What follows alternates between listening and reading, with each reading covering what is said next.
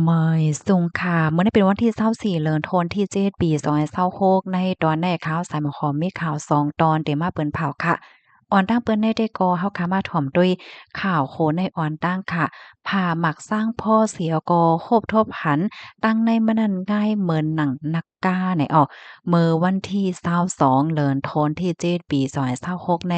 มีข่าวง่าวออกมาว่าตีล้านโซมตำหมักสร้างพ่อตำ หิมเส้นตั้งสายคอนบุรีเสริงสางเอิ่ง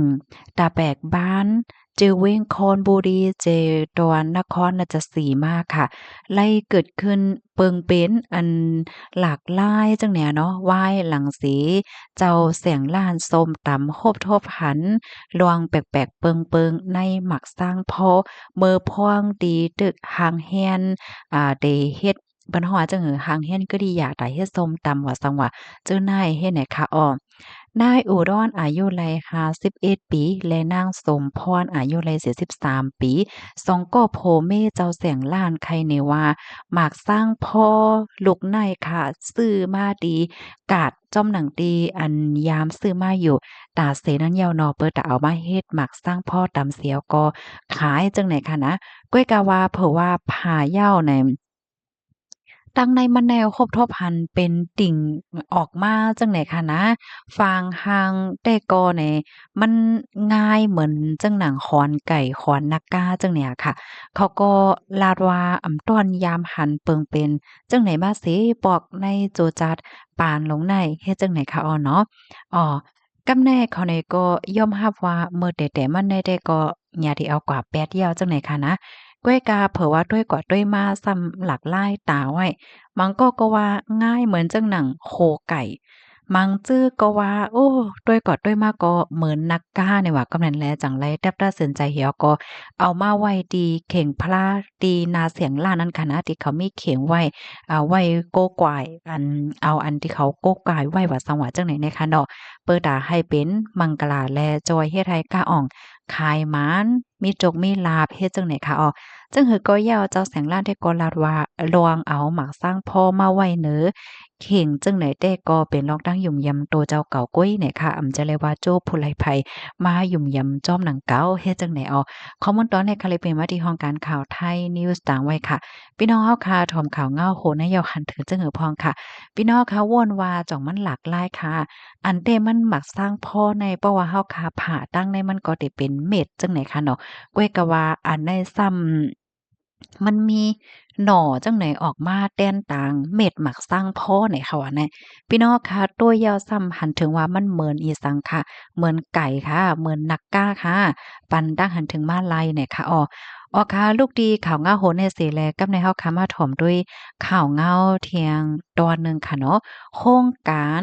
หมอกมาริโกในเจดอนตนตีออกอายเหม็นเนา ตุ้มเตื้อโกนปื้นตีเนี่ยโครงการหมอกมาริโก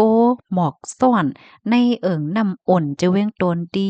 เจดอนโตนตีเมืองไทยปอจานนั่นออกอายเมนเนาแลตุ้มเตื้อโกนปื้นตีผู้เกี่ยวข้องถูกลีโลงปื้นตีโกดทัดไหนก้นปื้นตีเขาได้ก็ลาดหนังไหนโคงจากน้ำหอมจามินอำนันโคงจากหมอกมาริโกอันมีในเกวานสินแต้และร่างวานน้ำอ่น จะเว้งโตนตีนั่นออกอายตู่เนาฮาวแห้งไหนเยาค่ะก้นปื้นตีก้นหนึ่งลาดว่าเสียวมันแห้งหนาเป็นเสียวส้มๆเนาอายหอเมียวนั่นค่ะย่ำเหลียวนำคองสวนอันจำโคงจักนั่นไหนป่าซัมปอลูเป็นก่อเป็นก้องไล่ขามเสียวอายเมนในอยู่กูวันตาก้นเมืองก็แม่นจอมพาอยู่หลีว่าจังไหน ห้องจักมาริโกในเดห้องว่าห้องจักน้ำหอมจามินเป็นของแขเกี่ยวเลยลองออกเสียวเมนเนาในสีไล่ตึงลาดถึงตั้งหรือให้แกลิดปันว่าในเซตาฝ่ายห้องการเขาลาดว่าไล่ขว้างตั้งเหนือในสีแกลิดปันสังสีลองก้นปืนดีสืบลาเทียงว่าไล่ขว้างเฮ็ดก่อสืบเฮ็ดแหล่ใจว่าอย่าเฮ็ดในลูกเฮาคาทุกย้อนอย่าให้ออกเสียวเมนตู่นะโฮกุย ป้อเอาอายเหม็นนั่นปล่อยใส่ในเฮือนเขารู้เดเกียกอยู่ห้าว่าเฮ็ดจั่งใดโครงการมาริโกในแต่ก่อในแต่ปันควันการมาเมื่อปี2026ในสิฮู้ว่าโครงการนำความในก้วยอำเลฮู้ว่าได้ออกเสียวเมนหนังไหนย้อนอายเมนแน่เสียก็ไม่ใจโกตุ้มตื้อต่อสิ่งแวดล้อมและป้ายอยู่ลีในก้นพื้นที่ที่ก็อ่อนกันลาดหนังไหนเนี่ยค่ะ ข้อมูลตัวในกอคาเลยปุยมาที่ห้องการข่าวเงาหางเสียงใต้เตรียมต่างไว้เนี่ยค่ะหมอกเจิ้งไหนในพี่น้องเฮาเขาห้องว่าหมอกสังค่ะเนาะเหมือนหางตั้งปอตอนค่ะเขาในห้องว่าหมอกสังก้านในห้ามหัวค่ะนะก็เตเลยว่าเป็นหมอกตีอันพี่น้องก้นเมืองใต้เฮาค่ะทรงผูกกันเหมือนกันค่ะเนาะหมอกเจิ้งไหนแน่ค่ะนะ ลูกดีข่าวเงาโหนในเสแลกับในเฮาค่ะเนี่ยก็มาถ่วมด้วยขันแลกเงิน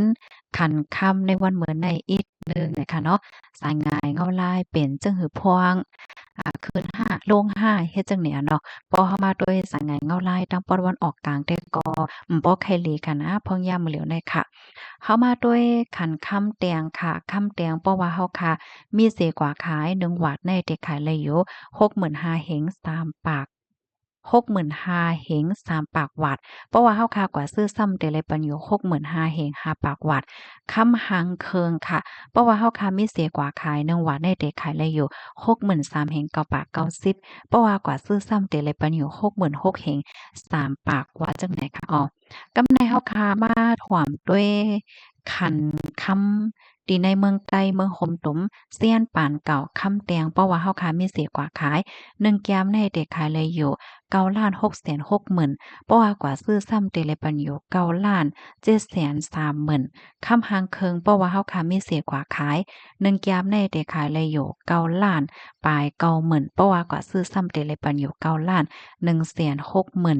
กำไรเฮามาด้วยคำแสนปานใหม่คำแตงเพราะว่าเฮาค่ะมีเสียกว่าขาย1แก้มในเด็กขายเลยอยู่9,500,000เพราะว่ากว่าซื้อซ้ำเตเลปันอยู่9,570,000 คำหางเคิงเพราะว่าเฮาค่ะมีเสกว่าขาย1ย้ำในเด็กขายละอยู่8,940,000เพราะว่ากว่าซื้อซ้ำเด็กเลยปันอยู่9,000,000ปลาย10,000ว่าจังไหนคะอันนี้เป็นขันข้ามเนาะกำในเฮาค่ะมาด้วยคันแลกเงินค่ะเงินไทยเพราะว่าเฮาค่ะเอาเงินไทยเสียแลกเงินมา1เสียในเดี๋ยวเลยปันเงินไทยอยู่7บาท10 7บาท75บาทค่ะเพราะว่าเอาเงินมานแลกเงินไทย1เสียในเดแลกไลอยู่7บาท55เนี่ยค่ะ1ดอลลาร์อเมริกันแลกไลเงินมาน4เฮง3บาท60 1ยูโรแลกไล4เฮง9บาท70 1ดอลลาร์สิงคโปร์แลกไล3เฮง3บาท30 1หยวนแลกไล6บาท43 1ดอลลาร์ออสเตรเลียแลกไล3เฮงไป50ค่ะในก็เป็นคันค้ำแลกขันแลกเงินในวันเหมือนในค่ะยินจมูกก็ได้รับถอนปันแห้งค่ะมอยสุงค่ะ